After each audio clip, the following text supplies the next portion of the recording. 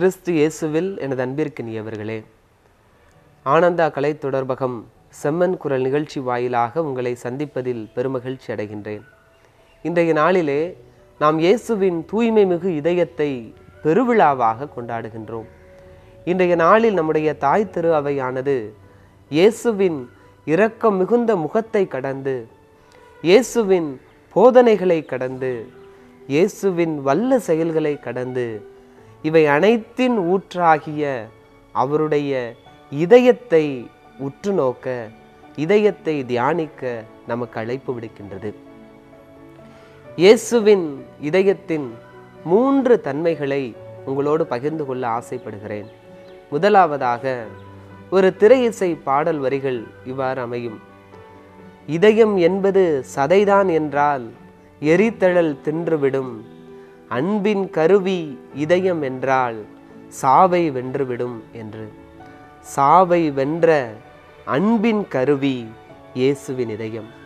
அது சதையாலான ஒரு உறுப்பு மட்டுமல்ல, அது அன்பின் கருவி. இரண்டாவதாக, இயேசுவின் இதயம் திறந்து காட்டப்பட்ட இதயம், அது மூடி வைக்கப்பட்ட இதயம் அல்ல. இந்த இதயம் அனைவருக்குமான இதயம். மூன்றாவதாக, இயேசுவின் இதயம் காயப்படுத்தப்பட்ட இதயம்.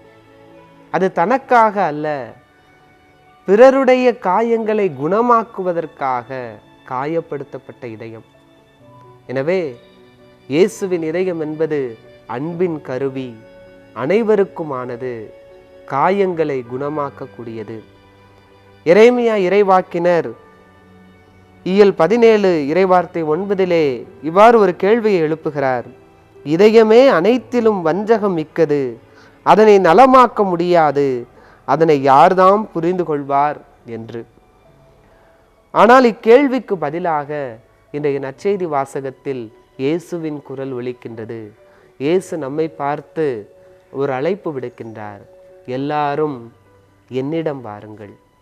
பாவத்தோடு, நோயோடு, கவலையோடு, சோர்வோடு, தாகத்தோடு இருக்கக்கூடிய அனைவரும் என்னிடம் வாருங்கள் என்று அழைக்கின்றார். அவரிடம் செல்லும் பொழுது வஞ்சகம் மிக்கதாய் இருக்கக்கூடிய நம்முடைய இதயம் அன்பின் கருவியாக மாறிப்போகும். நலமாக்க முடியாததாக இருக்கக்கூடிய நம்முடைய இதயம் குணமாக்கப்பட்ட இதயமாக மாறிப்போகும்.